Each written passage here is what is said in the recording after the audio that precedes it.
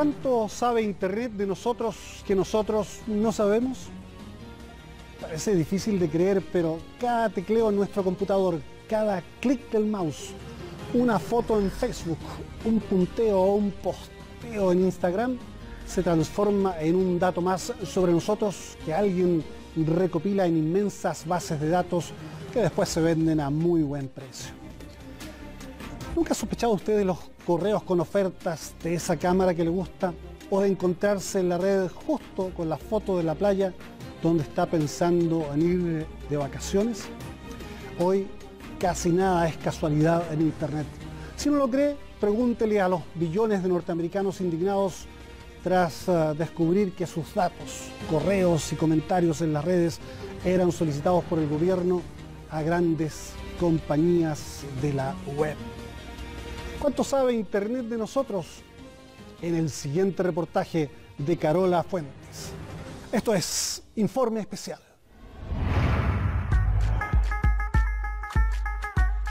El verano pasado, miles de chilenos y millones de personas en el mundo vieron y compartieron este video. En una popular plaza de Bruselas, los belgas eran invitados a conocer lo que les deparaba el futuro.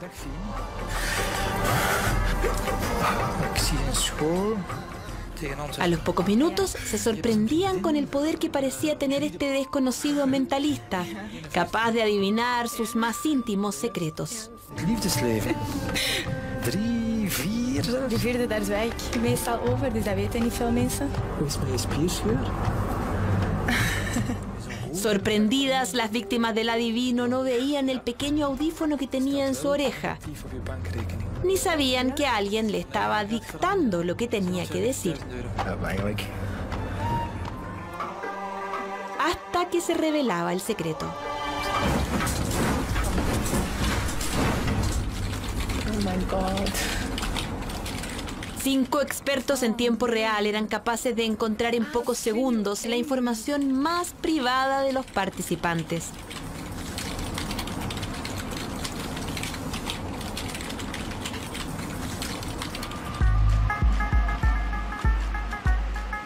La mayoría de nosotros no es consciente de que nuestros movimientos en Internet no solo no son privados, sino que además son la materia prima de un lucrativo negocio. Hola. ¿Tú sabes que te están siguiendo en Internet?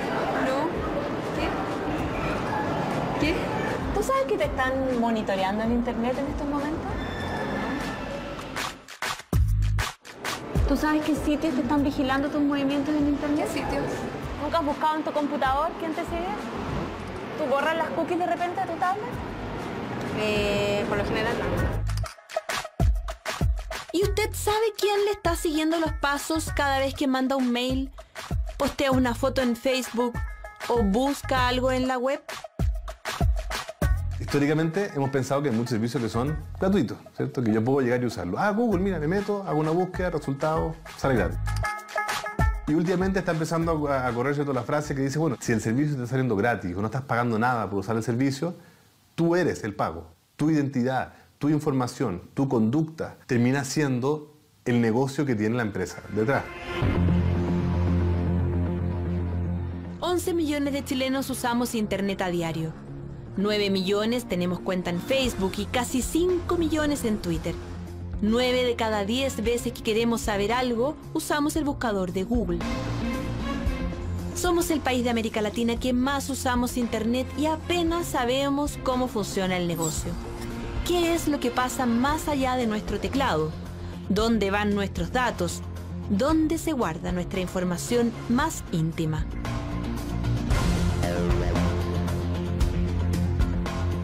Cada vez que entramos a Internet, dejamos una huella.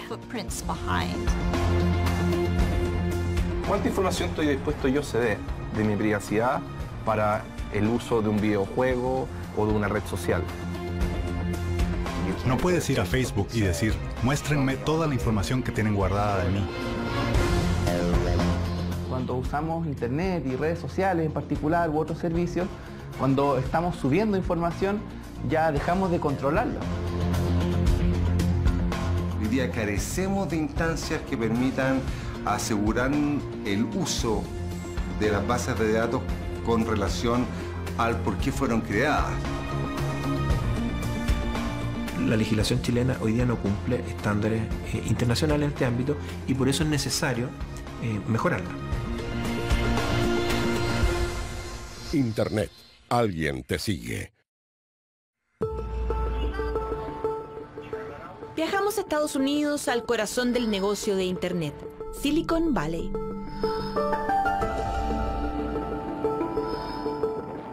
Cientos de kilómetros cuadrados donde están las oficinas de los gigantes de la industria. Y donde viven los genios que lograron convertir a la web en un negocio billonario. Al principio, cuando Google lanzó su herramienta de búsqueda, no tenían la menor idea de cómo iban a ganar dinero. El periodista Mike Swift se ha especializado en temas de privacidad y lleva años investigando a la industria. Hasta que encontraron la manera de ganar mucha plata, a través de la publicidad en Internet. Descubrieron básicamente que podían seguir los intereses de las personas y mandarles publicidad direccionada, que la hace mucho más efectiva. Y si es mucho más efectiva, es mucho más valiosa. ¿Y cómo lograron conocer los intereses de los usuarios? Lo más fácil era registrar lo que hacían en Internet. Y para eso se aprovecharon de las cookies, que en español se traduce como galletas, pero que no tienen nada de comestibles. La cookie es un pequeño archivo que queda en el navegador de tu computador. Ni siquiera queda en el computador. Si tú usas 5 navegadores, si tú usas Chrome y Firefox y Explorer y Opera, no tengo idea, y Safari, por decirte, cada uno de ellos va a guardar una cookie distinta. Leo Prieto es dueño de Betazeta, un grupo que lidera el mercado nacional de medios digitales. Él es probablemente uno de los chilenos que más sabe de Internet y del uso que algunos le dan a las cookies. Es una forma de individualizar que obviamente con muchas tecnologías fueron creadas con la mejor de las intenciones. Las cookies fueron creadas en 1994 por un equipo de ingenieros de Netscape, uno de los primeros navegadores que se usaron en Internet. Buscaban un sistema que le permitiera a los sitios recordar a los usuarios y así poder identificar, por ejemplo, de qué país eran o en qué idioma hablaban.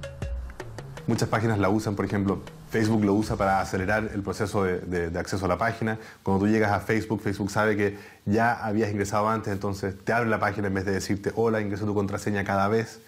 Entonces las cookies siempre han sido algo positivo, de cierta forma. Los problemas comenzaron cuando las empresas se dieron cuenta de toda la información que estas cookies eran capaces de recolectar sobre nosotros. Una de ellas me acuerdo que la pillamos dejando 62 cookies en tu computador. No una, sino que ya empezaban a vender cookies, a permitir que otros servicios pudieran dejar sus distintos tipos de rastreos ahí para entender otros comportamientos. Usted, yo, todos los que usamos Internet tenemos cookies sembradas en el navegador y muchas de ellas ni siquiera son del portal que estamos visitando. Yo puedo estar leyendo sitios como el de CNN o del New York Times y esas compañías van a dejar una cookie en mi navegador. Pero mientras estoy en el sitio del New York Times, cualquier otra compañía que ponga publicidad en ese sitio también puede dejar una cookie. Y de eso no me doy cuenta y tampoco sé qué compañías son. Así, quién sabe cuáles y cuántas de estas compañías desconocidas están en estos momentos monitoreando cada palabra que usted escribe en su navegador. ¿Le gustaría hacer una prueba y descubrir quiénes son? ¿Quién lo está siguiendo? Tome nota. Primero que nada tiene que usar Firefox. Después buscar la página de Collusion y hacer clic donde dice Download.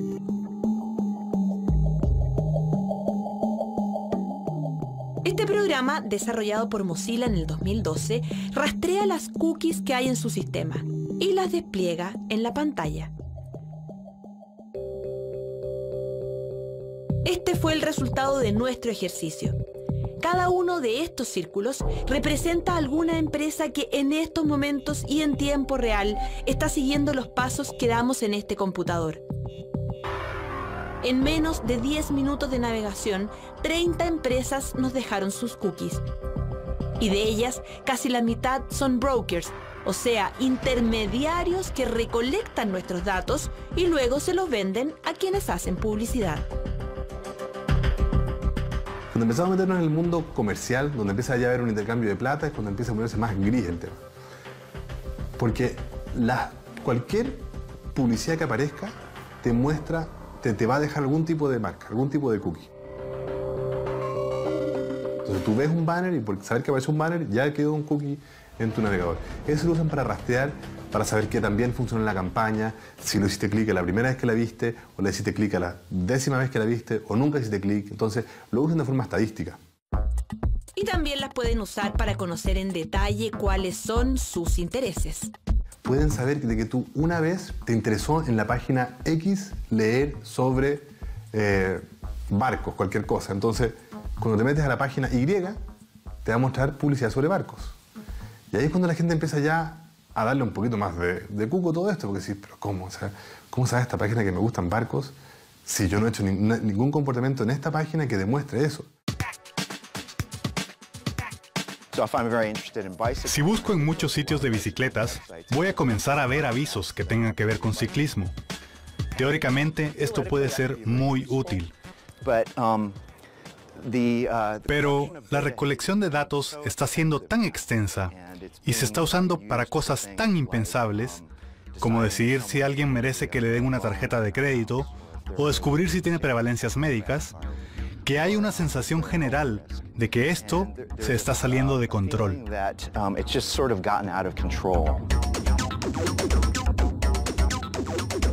Cuando una organización, ya sea tu banco, la empresa de telecomunicaciones, Google o quien sea, tiene una cantidad de información, pero tiene más encima la posibilidad de comprarle más información a otras empresas, la información que empieza a manejar, ahí sí que empieza a dar terror. No creo que la gente se dé cuenta del valor de la información que están revelando sobre sí mismos y de cómo eso, esencialmente, ha convertido a Google en una compañía multimillonaria y a Facebook en una compañía multimillonaria. Esa información es extremadamente valiosa.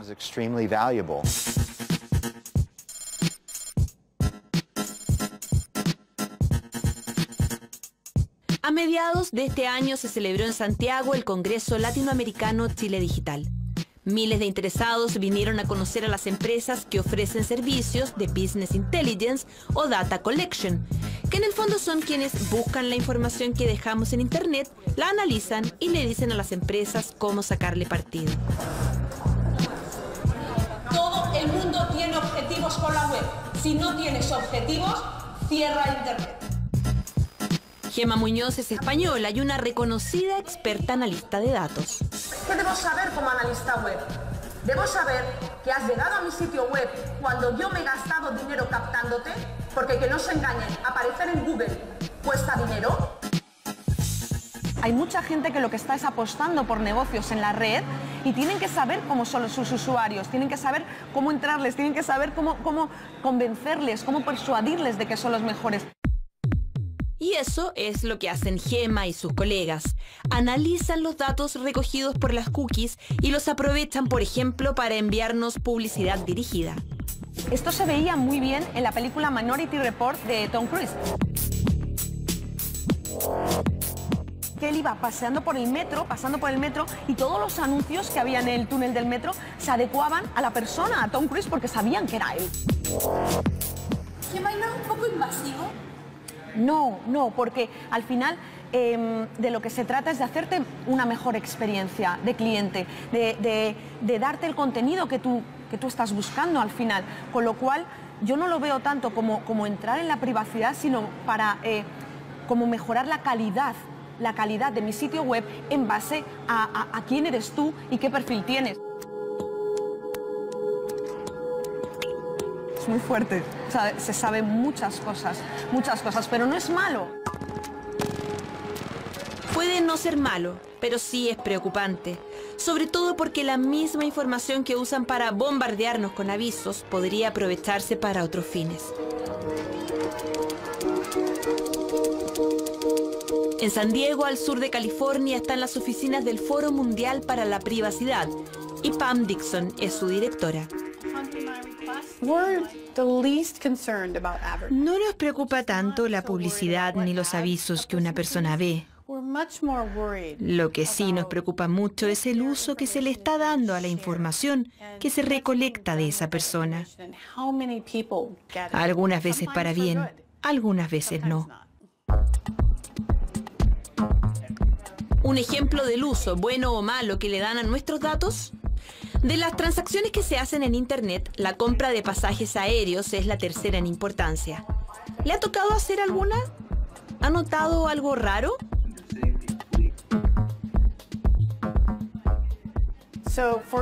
Por ejemplo, hay algunos sitios web que la primera vez que entras te ofrecen un precio muy bajo, la primera vez. Pero la siguiente vez que entras ya te ven como un cliente, entonces te suben el precio, un poquito, pero ya no obtienes el precio más bajo. Y en la medida en que sigues regresando, el precio sigue subiendo, porque ellos piensan que te tienen enganchada. Claro, por un lado piensan que nos tienen enganchados y por el otro nosotros como usuarios nos comenzamos a asustar porque vemos que van desapareciendo las que creemos eran buenas ofertas. Una estrategia que busca que para la próxima compremos la primera vez que entremos a un sitio. Gemma Muñoz mostró como ejemplo el caso de Ryanair, una popular línea aérea europea. Ryanair lo que decía era, somos los más baratos. ¿Y qué hacía el españolito medio? Seguro que hay alguien más barato, y seguía buscando, comparaba, tal. Y cuando volvía a la web de Ryanair, había subido la tarifa. No mucho, 5 dólares, 6 dólares, no había subido mucho, pero había subido lo suficiente para que el usuario pensara, ¡ah! Se han acabado los baratos. Mentira, borra cookies, entra con otro navegador o con otro dispositivo, tienes el mismo precio que la primera vez. De hecho, hicimos la prueba. Cotizamos en Ryanair un pasaje a Madrid. Cuando entramos por primera vez nos cobraron 262 euros, o sea, unos 177.000 pesos chilenos. Cuando lo cotizamos de nuevo, apenas 3 horas más tarde, ya había subido 10.000 pesos.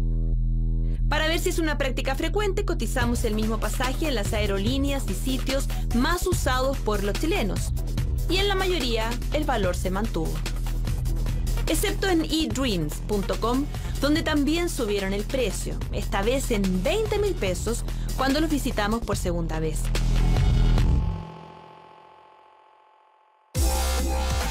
Y esta no es la única estrategia que algunas compañías usan para ganar más plata a costa de nuestra ignorancia.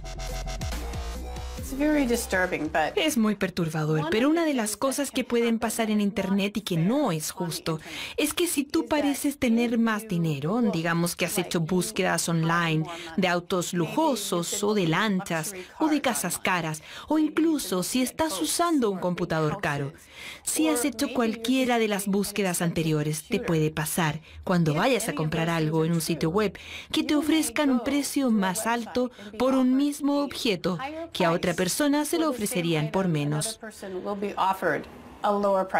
O sea, ¿me cobran más si tengo más plata? Sí creen que tienes más plata.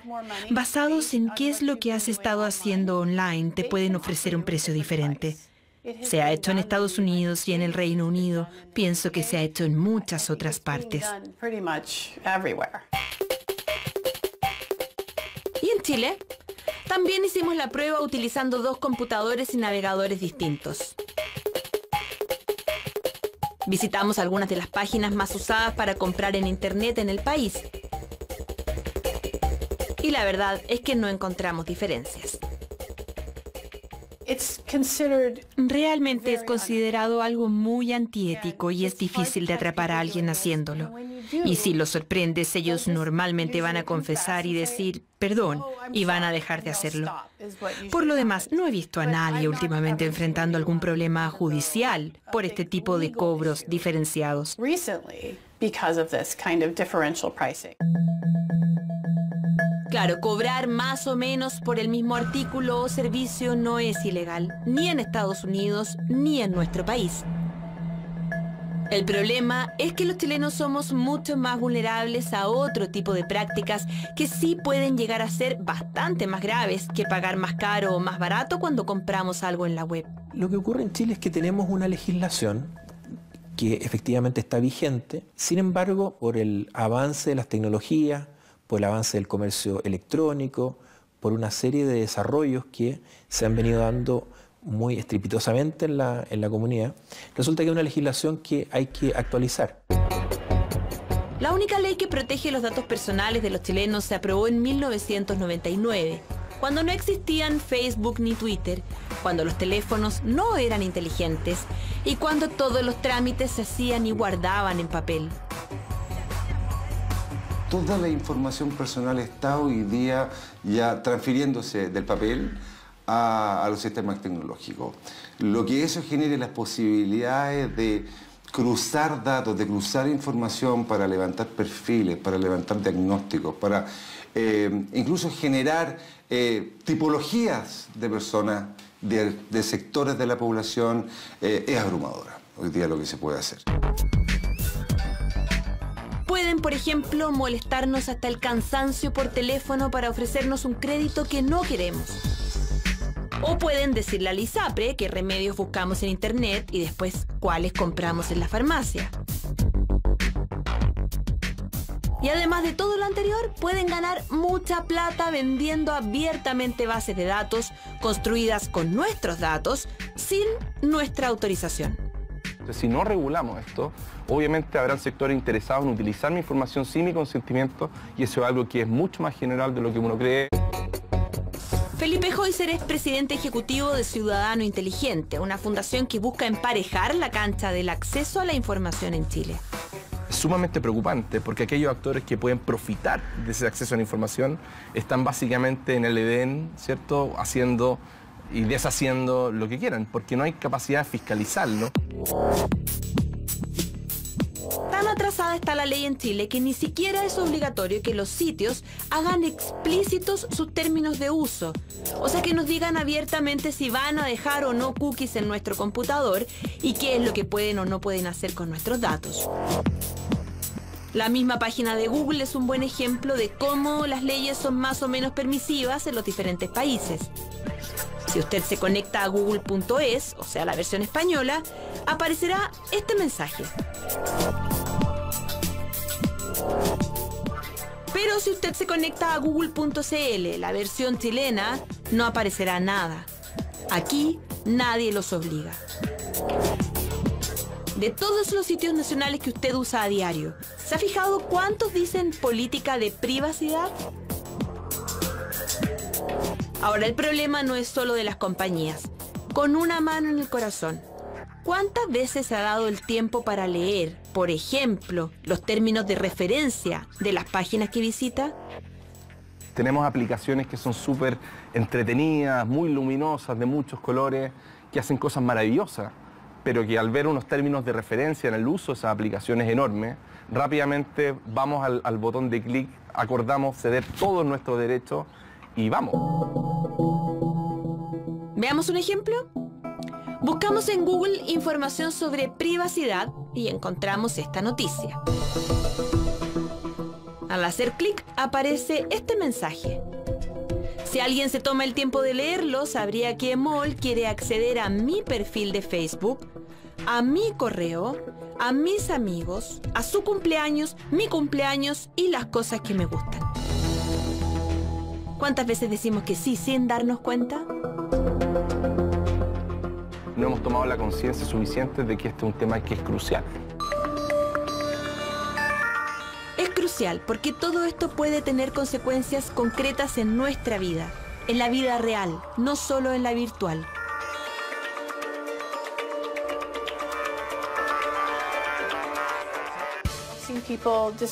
He visto a personas desclasificar su condición médica. Oh, me acabo de quebrar una pierna. O me diagnosticaron diabetes. O mi madre está en el hospital. Entonces estas son cosas nuevas que, además tengo que decir, están introduciendo nuevos desafíos en nuestra sociedad. Porque aquí en los Estados Unidos hay empresas que se dedican a recolectar esta información que posteamos en las redes para venderla. Y no creo que la gente ni siquiera sospeche que eso está pasando. Pero la verdad es que estamos en una nueva era. Cuando escribes algo online, puede ser usado. Y no solo se recolecta y comercializa la información que hoy estamos compartiendo, sino toda la que hemos subido alguna vez en la vida. Porque en Internet todo queda para siempre, nada se borra, no hay cómo arrepentirse. Esas fotos que te parecían tan graciosas cuando tenías 16 años, pueden no serlo tanto cuando estés postulando a la universidad o a tu primer trabajo. Y todavía van a estar por ahí. Nico Loser lidera una campaña en Estados Unidos que busca evitar que nuestros datos sean usados en nuestra contra. Se han hecho estudios recientes en Estados Unidos que muestran que un alto porcentaje de los empleadores no han contratado a personas basados en la información que encontraron de ellas en Internet. Fotos vergonzosas o declaraciones que han hecho online, que el empleador piensa que demuestran falta de juicio. Y no solo podrían discriminarnos al postular un trabajo, sino también podrían aprovecharse de lo que hemos posteado o subido para cobrarnos más caro por un seguro de vida, por ejemplo, o por un crédito hipotecario. Y frente a todo esto, sobre todo en Chile, no tenemos cómo defendernos. Hoy día en Chile, si una persona siente que sus derechos han sido lesionados por un mal uso o por una falta de voluntariedad en el uso de sus datos, no le queda otro camino que recurrir a los tribunales de justicia a obtener una indemnización. En otros sistemas, en sistemas más avanzados, existe este organismo técnico que lo que hace es aplicar sanciones, y sanciones bastante severas que generan un efecto disuasivo en las industrias, de modo que se cumplan estas obligaciones. En Chile no hay ninguna agencia de protección de datos personales y los esfuerzos que se hacen al respecto son bastante aislados. Francisco Vera es director de proyectos de la ONG Derechos Digitales y ve con alarma cómo hoy la nueva ley que se está discutiendo para actualizar nuestra anticuada normativa no incluye un organismo enfocado en la protección de datos. Argentina, Uruguay, Perú, Colombia, México, Costa Rica tienen leyes de datos personales que apuntan a tener ese tipo de agencias y que apuntan a tener estándares que sean protectores de los derechos de las personas y no de los derechos de determinadas industrias, o ni siquiera derechos, de los intereses de determinadas industrias. Y es que la industria no se ha quedado tranquila frente a los intentos que hay por regularla. Estamos empezando a ver que las compañías de Internet están gastando mucho dinero en hacer lobby en el Congreso para detener a los políticos para que no hagan reformas. Google ahora gasta tanto como las grandes compañías de telecomunicaciones, como AT&T. Gastan millones de dólares porque temen que algo pueda pasar en Washington o en otros estados que limite la libertad que tienen hasta ahora de hacer lo que hacen. ¿Y qué dicen las principales compañías de todos estos cuestionamientos? Difícil saberlo. Tanto en mayo como en julio, Google declinó darnos una entrevista en sus cuarteles centrales. En Mozilla, los creadores de Firefox y de Collusion dijeron que sí y después dijeron que no. Facebook ni siquiera respondió a nuestros correos y Twitter aceptó, pero solo si era off the record. Claramente sí están conscientes de todas estas críticas. Google está consciente y Facebook también, al nivel más alto. Mark Zuckerberg está consciente y es algo muy importante para ellos, porque entienden que su negocio se basa en la confianza. Y si la gente empieza a tener miedo de sus servicios, dejarán de usarlos o encontrarán una alternativa. Al mismo tiempo, el negocio está fundado en una tecnología que recolecta datos, así que no dejarán de hacerlo. Estos son los cuarteles centrales de Google en Mountain View, en pleno Silicon Valley. No es un edificio ni dos, es un barrio entero. La cultura Google se observa en todas partes. Los colores, las fachadas, las bicicletas que todo el mundo puede usar gratuitamente y también el sentido del humor. De hecho, hemos estado grabando por un rato y notamos que este auto negro nos ha estado siguiendo. Al parecer en Google los guardias de seguridad no son como en Chile, sino como en las películas de espías. En algunos de estos edificios están sus bases de datos. Y ahí se guardan los videos, los correos y el historial de búsquedas de más de 500 millones de personas.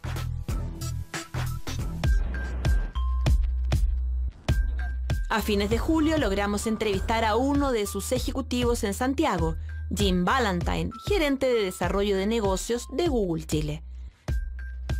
El tema de la privacidad es muy importante. Desde un punto de vista, digamos, políticamente correcto, uno debería decir, ¿sabes qué? No voy a usar ninguna información personal tuya de ninguna manera. No voy a usar, no voy a tomar en cuenta ni dónde estás en este momento, ni cuál es el idioma en que hablas. Donde tú cuando buscas sushi, por ejemplo, desde Chile, yo te voy a mostrar el mejor restaurante de sushi en japonés en Tokio. ¿Sí? Y un usuario, yo creo que un usuario razonable diría, esa no es buena información. ¿Sí? Entonces ese es un extremo. Y el otro extremo es donde toda tu información se esté usando y manipulando con fines siniestros, digámoslo así. ¿Sí? En ese espectro está el punto de equilibrio que estamos tratando de alcanzar. Pero no ha sido fácil.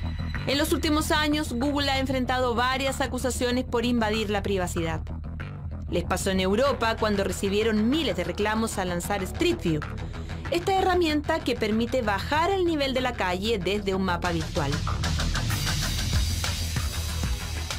En Alemania, por ejemplo, en el caso de Street View, dimos una oportunidad a los usuarios, a los dueños de propiedad en el fondo, que eligieran sacar a su casa de Street View si no deseaban que fuera representada. ¿Y en Chile? En Chile no. En Chile no. Las normas y las políticas y las leyes de privacidad varían mucho de lugar a lugar. ¿Sí? Y Google trabaja con los legisladores en cada uno de los lugares para encontrar ese punto de inflexión, ese punto de equilibrio. Pero si yo en Chile no quiero que la foto de mi casa esté en internet. Entiendo que no puedes decir que no. No puedes decir que tú... ¿Y eso es justo? Justo es una palabra súper difícil de usar. Conceptualmente es lo mismo que pase un satélite y tome una foto de tu casa a que pase un peatón con una cámara fotográfica, ¿ya? Y la suba a Flickr, o un vehículo de Street View de Google.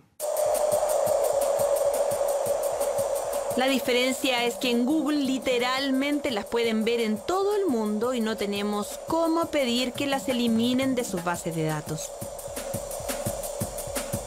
Otra de las polémicas que han enfrentado es por Gmail, el servicio de correos que tiene más de 400 millones de usuarios y que cada día intercambian 140 billones de emails. ¿Usted, Google, puede leer los correos de los usuarios en Gmail? ¿Qué significa eso? ¿Qué es Google? ¿Ya? La empresa. Las personas, ¿hay gente que las lee? No. El acceso a la información privada es muy, muy estricto. O sea, hay medidas en los data centers, el acceso a los data centers es severamente restringido. Si uno quiere, imagínate que yo por cualquier cosa quiero meterme el correo porque creo que me andáis pelando por ahí, quiero ver qué dijiste para desmentirte públicamente. Es mucho más fácil que yo vaya y con una pistola te digo, Carola, veamos esto, a que yo trate de meterme en los sistemas, a hackear los sistemas de Google. Todo nuestro modelo está basado en la confianza que depositan los usuarios en nosotros, así que te podrás imaginar la escoba que quedaría si se revelara que alguien hackeó un sistema de Google, que hay un mecanismo mediante el cual cualquier persona puede leer el correo de cualquiera otra, sería un desastre. Y trabajamos muy, muy fuertemente para evitar ese tipo de situaciones. O sea, ¿no hay personas, seres humanos que puedan leer los correos de los usuarios? No hay personas. Lo que se ha comentado, y creo que es es desinformación en realidad. Es que Google lee los correos porque ponemos publicidad, ¿sí? Nosotros leemos los correos de la misma manera que un antivirus lee tus contenidos para determinar si hay un virus o no, ¿ya? Y nadie anda preocupado si un antivirus está leyendo tu correo, ¿no? Entonces, en ese sentido, uno podría decir que sí lo está leyendo, pero leerlo en el sentido de una persona leyendo y entendiendo el contenido del correo no pasa. Pero lo que sí pueden hacer es pasarle el contenido de los emails a una autoridad si lo solicita legalmente. Y eso, en Estados Unidos, se ha convertido en un problema. Otro país espiándolo a usted, a mí, a tantos, es lo que se preguntan muchos. A mediados de año, el analista de inteligencia norteamericano Edward Snowden reveló la existencia de un programa ultra secreto llamado Prisma. Gracias a él, los agentes estadounidenses pueden escuchar conversaciones telefónicas, seguir los movimientos y leer los emails de millones de personas alrededor del mundo, incluidas las autoridades de otros países. Snowden tuvo que arrancar de Estados Unidos y desde junio se encuentra refugiado en Rusia. Sus revelaciones confirmaron los peores temores de quienes defienden el derecho que tenemos a la privacidad. Y es que nuestra información no solo la están usando los publicistas, sino también las autoridades. Es una gran amenaza para todos nosotros. Tenemos que estar conscientes de que nuestras comunicaciones ya no son necesariamente seguras, que ya no están solamente en nuestras manos.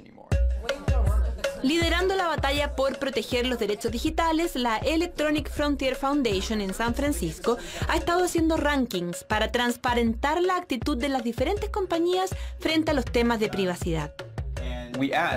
Les preguntamos, ok, si el gobierno les pide información de sus usuarios, ¿ustedes van a protegerlos? Algunas compañías explícitamente dicen que sí, y otras dicen que no. Algunas compañías entregan los datos fácilmente. Entonces, es nuestra manera de fiscalizarlas. Las compañías peor rankeadas son Amazon, Apple y AT&T. Ellos no tienen ningún problema en entregar tu información. Todo lo que se necesita es una carta o requerimiento del gobierno.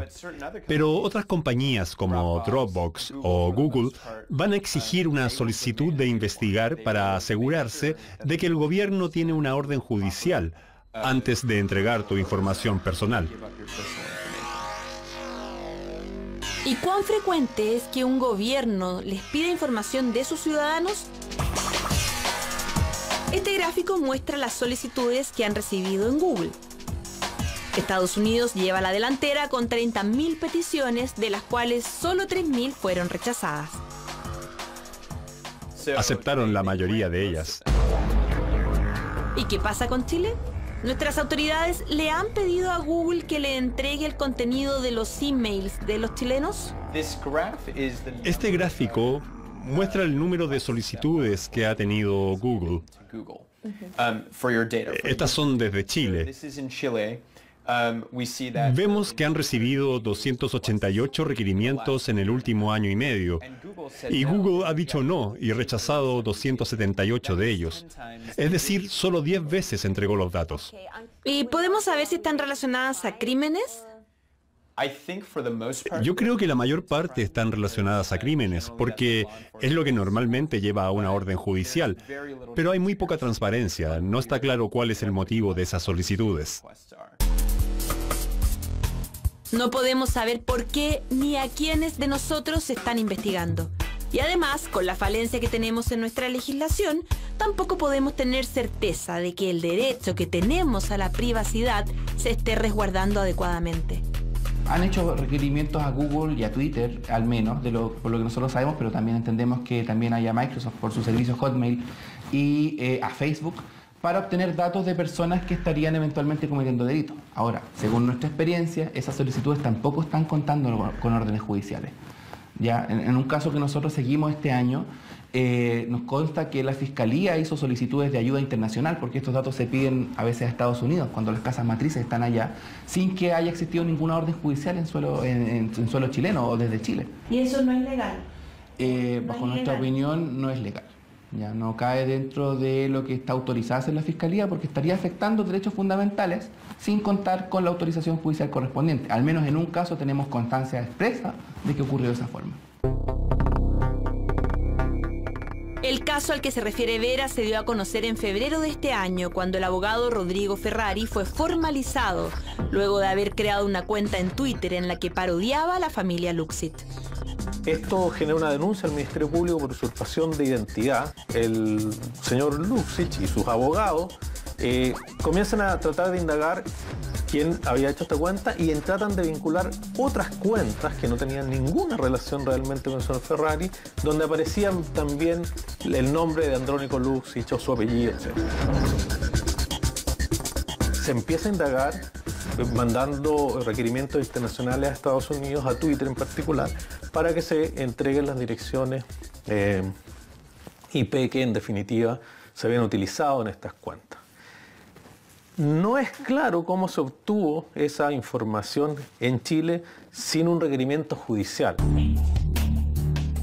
Esta es la carpeta de una investigación que duró 2 años, sin que Ferrari supiera que lo estaban siguiendo e incluso fotografiando, hasta que un día llegó la policía a la puerta de su casa.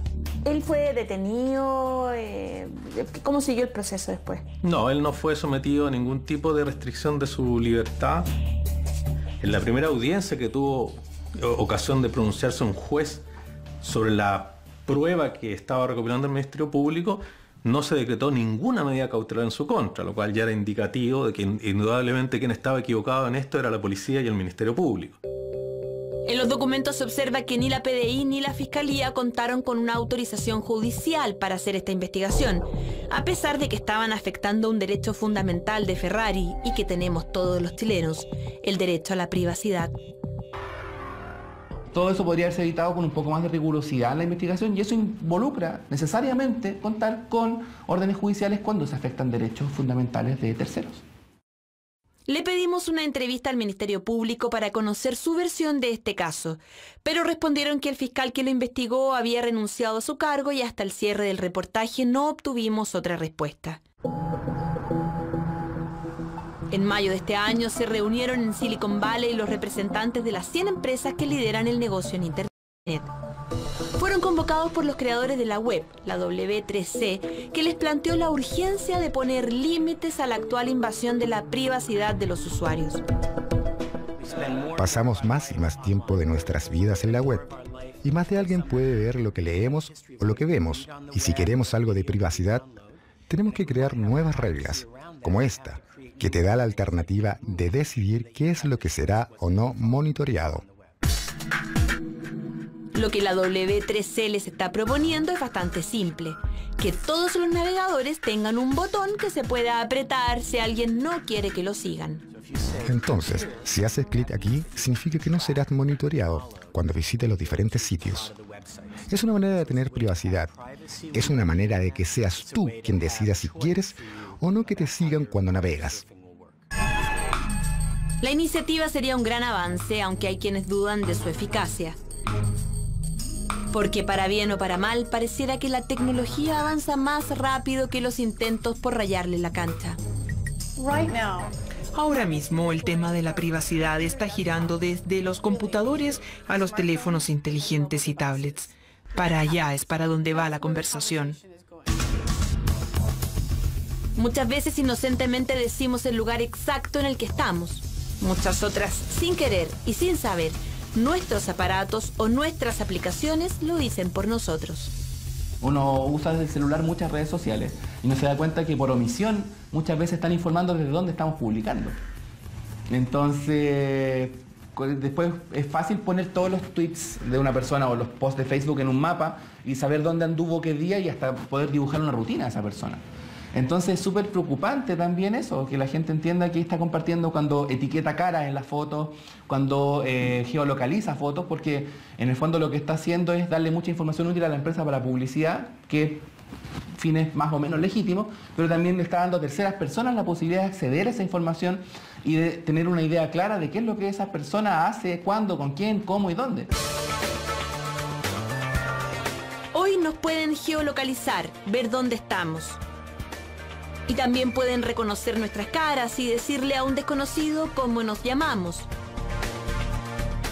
Una nueva frontera que corre demasiado rápido para algunos. Okay, Glass, record a video. En pocos meses saldrán a la venta los Google Glass. Estos anteojos con los que podremos grabar, usar mapas, buscar información y quién sabe si hasta algún día identificar a las personas con las que nos cruzamos en la calle. Conceptualmente, los desafíos de privacidad son exactamente los mismos que en cualquier otro dispositivo. Ahora, el hecho de que esto sea un paquete mucho más pequeño, mucho más ubicuo, en que cualquier persona, yo podría estar caminando por la calle, yo tengo un tema personal que es que yo soy muy malo para los nombres. Entonces, un sistema que me vaya diciendo cómo te llamas tú y tú y tú a la medida que me los voy encontrando, para mí sería de grandísimo valor, aumentaría mi popularidad social así radicalmente. Pero conscientes de que a muchos de nosotros no nos gustaría que nos fueran identificando así como así cuando caminamos en la calle, Google decidió no incluir esta posibilidad. Ahora, ¿qué pasa si alguien desarrolla una tecnología propia que haga eso y lo incorpora a Google Glass? No, ahí probablemente va contra los términos y condiciones del uso, pero si alguien lo genera, lo genera. Es un tema que hay que resolver. Los Glass aún están en etapa de prueba, pero ya hay quienes prohibieron su uso, por ejemplo, en los restaurantes de Gran Bretaña. Yo creo que son reacciones de legisladores por decir que están haciendo algo. No podéis prohibir algo sin saber lo que es y para qué sirve. En el fondo están poniéndose el parche ante la herida ahí. Porque tampoco puedes prohibir un dispositivo en particular, ¿sí? Porque en el fondo el debate tiene que ver con mi privacidad versus tecnologías que hacen mi presencia cada vez más ubicua, ¿sí? Y no sobre Google Glass o el teléfono celular o, no sé, pues el chip implantable que vendrá en 10 años más o lo que sea, ¿sí? Y esas son conversaciones que, como te digo, hay que abstraerlas de la tecnología, pues no están limitadas a la tecnología. Y es que la incertidumbre asusta.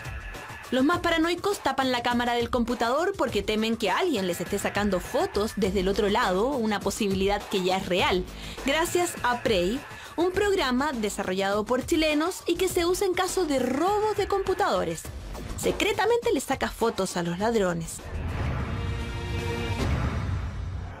Los más paranoicos tapan la cámara del computador porque temen que alguien les esté sacando fotos desde el otro lado, una posibilidad que ya es real, gracias a Prey, un programa desarrollado por chilenos y que se usa en caso de robos de computadores. Secretamente les saca fotos a los ladrones. Este es un caso real. El dueño de este laptop robado comenzó a recibir las fotos de quienes lo llegaron a tener en sus manos. Gracias a ellas, supo cómo se llamaban, dónde vivían y hasta los mails que compartían. Un buen ejemplo de hasta dónde puede llegar la tecnología y de cómo nosotros, los usuarios, también la podemos ocupar para nuestro beneficio. Otra cosa que ya se puede hacer es seguir el movimiento de nuestros ojos y descubrir qué de lo que vemos en la pantalla nos interesa o atrae más. Se llama eye tracking. Juan Pablo Rodríguez la utiliza en Chile para realizar estudios de efectividad en el diseño de los sitios web, pero asegura que solo se puede hacer con personas que voluntariamente acepten ser monitoreadas. Porque si no, no funciona. La persona tiene que hacer un par de procesos para que funcione. Tiene que aparecer una instrucción que dice mire fijo la cámara por 5 segundos, si la persona no lo hace, no funciona.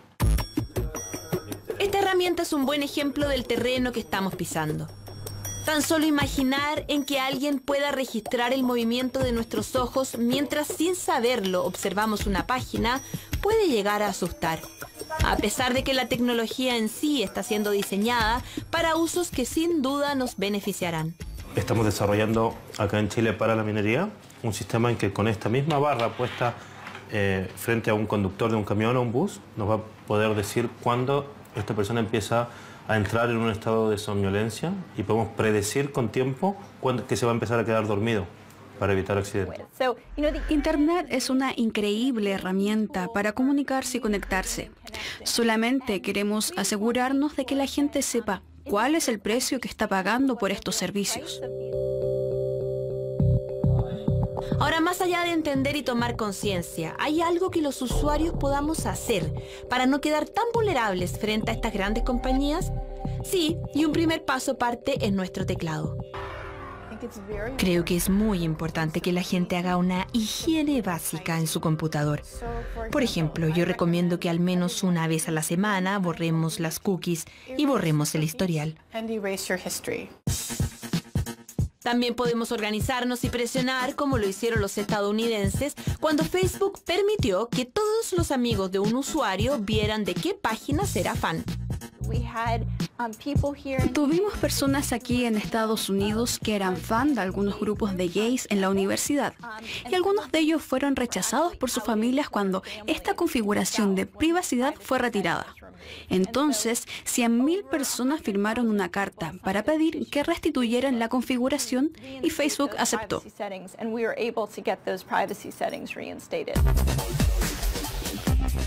Y también podemos, sobre todo aprovechando la temporada de campañas, exigirle a nuestros legisladores que se comprometan para actualizar y mejorar la normativa, que hoy por hoy no nos está protegiendo. Hoy día hay serios problemas en relación a cuál es la institucionalidad que se contempla. Y ese problema se da tanto en la ley del año 99, que es nuestra ley de datos personales, como en la ley que hoy día se está discutiendo en el Congreso, que los mecanismos de fiscalización o enforcement, como se dice en inglés, son bastante escasos y en realidad no están hechos para proteger a las personas.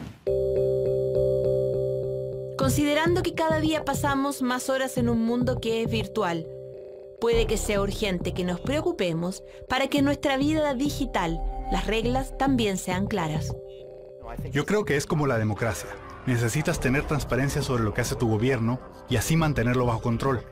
Es lo mismo con estas compañías.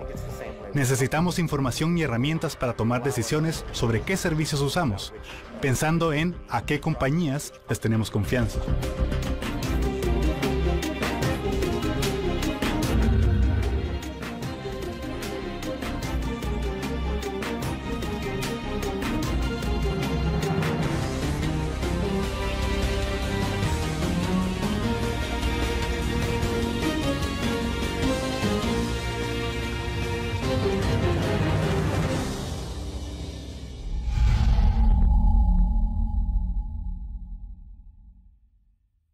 Lo que tenía que decir.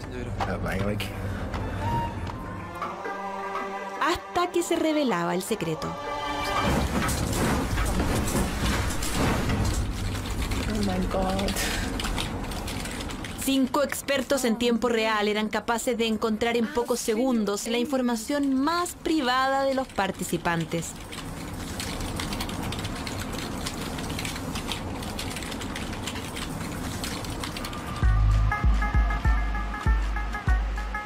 La mayoría de nosotros no es consciente de que nuestros movimientos en Internet no solo no son privados, sino que además son la materia prima de un lucrativo negocio.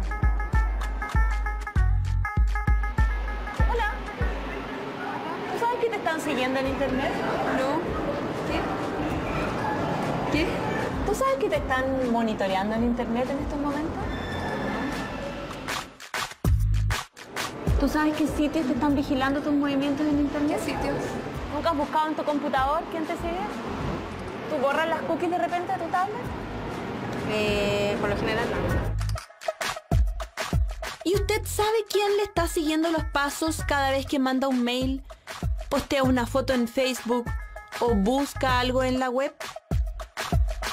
Históricamente hemos pensado que hay muchos servicios que son gratuitos, ¿cierto? Que yo puedo llegar y usarlo. Google, mira, me meto, hago una búsqueda, resultado, sale gratis. Y últimamente está empezando a correr, ¿cierto?, la frase que dice, bueno, si el servicio está saliendo gratis o no estás pagando nada por usar el servicio, tú eres el pago. Tu identidad, tu información, tu conducta termina siendo el negocio que tiene la empresa detrás. 11 millones de chilenos usamos Internet a diario. 9 millones tenemos cuenta en Facebook y casi 5 millones en Twitter. 9 de cada 10 veces... Hola, ingresa tu contraseña cada vez. Entonces las cookies siempre han sido algo positivo, de cierta forma. Los problemas comenzaron cuando las empresas se dieron cuenta de toda la información que estas cookies eran capaces de recolectar sobre nosotros. Una de ellas me acuerdo que la pillamos dejando 62 cookies en tu computador. No una, sino que ya empezaban a vender cookies, a permitir que otros servicios pudieran dejar sus distintos tipos de rastreos ahí para entender otros comportamientos. Usted, yo, todos los que usamos Internet tenemos cookies sembradas en el navegador y muchas de ellas ni siquiera son del portal que estamos visitando. Yo puedo estar leyendo sitios como el de CNN o del New York Times, y esas compañías van a dejar una cookie en mi navegador. Pero mientras estoy en el sitio del New York Times, cualquier otra compañía que ponga publicidad en ese sitio también puede dejar una cookie, y de eso no me doy cuenta y tampoco sé qué compañías son. Así, quién sabe cuáles y cuántas de estas compañías desconocidas están en estos momentos monitoreando cada palabra que usted escribe en su navegador. ¿Le gustaría hacer una prueba y descubrir quiénes son? ¿Quién lo está siguiendo? Tome nota. Primero que nada tiene que usar Firefox. Después buscar la página de Collusion y hacer clic donde dice Download.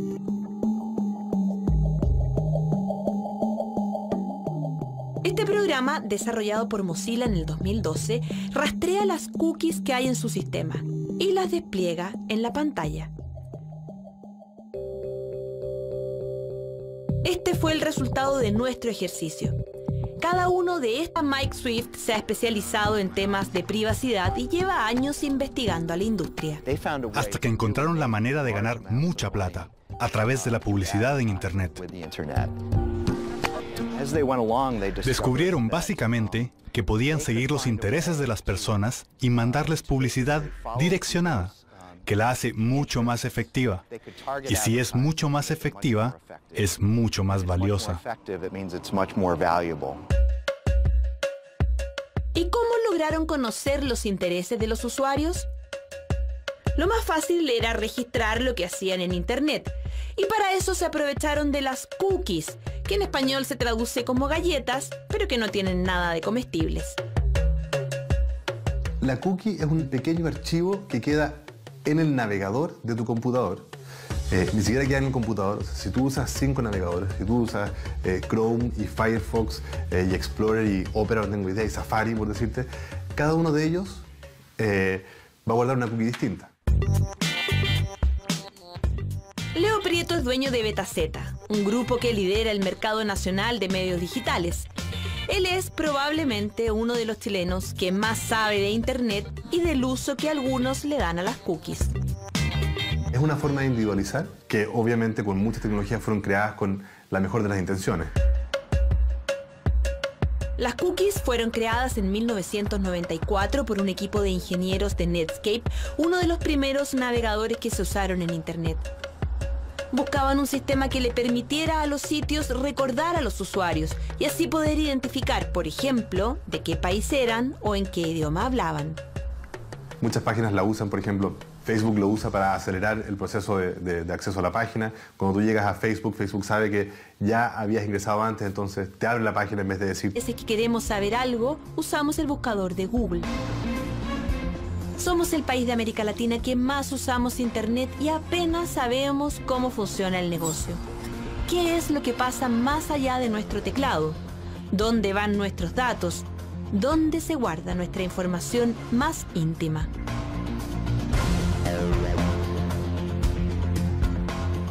Cada vez que entramos a Internet, dejamos una huella. ¿Cuánta información estoy dispuesto yo a ceder de mi privacidad para el uso de un videojuego o de una red social? No puedes ir a Facebook y decir, muéstrenme toda la información que tienen guardada de mí. Cuando usamos Internet y redes sociales en particular u otros servicios, cuando estamos subiendo información, ya dejamos de controlarla. Hoy día carecemos de instancias que permitan asegurar el uso de las bases de datos con relación al por qué fueron creadas. la legislación chilena hoy día no cumple estándares internacionales en este ámbito y por eso es necesario mejorarla. Internet. Alguien te sigue. Viajamos a Estados Unidos, al corazón del negocio de Internet, Silicon Valley.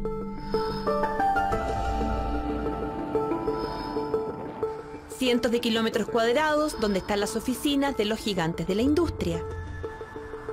Y donde viven los genios que lograron convertir a la web en un negocio billonario. Al principio, cuando Google lanzó su herramienta de búsqueda, no tenían la menor idea de cómo iban a ganar dinero. El periodista... ¿Cuánto sabe Internet de nosotros que nosotros no sabemos? Parece difícil de creer, pero cada tecleo en nuestro computador, cada clic del mouse, una foto en Facebook, un punteo o un posteo en Instagram, se transforma en un dato más sobre nosotros que alguien recopila en inmensas bases de datos que después se venden a muy buen precio. ¿Nunca ha sospechado usted de los correos con ofertas de esa cámara que le gusta o de encontrarse en la red justo con la foto de la playa donde está pensando en ir de vacaciones? Hoy casi nada es casualidad en Internet. Si no lo cree, pregúntele a los billones de norteamericanos indignados tras descubrir que sus datos, correos y comentarios en las redes eran solicitados por el gobierno a grandes compañías de la web. ¿Cuánto sabe Internet de nosotros? En el siguiente reportaje de Carola Fuentes. Esto es Informe Especial.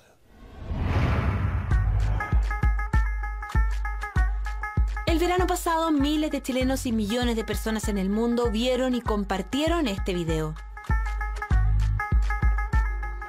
En una popular plaza de Bruselas, los belgas eran invitados a conocer lo que les deparaba el futuro.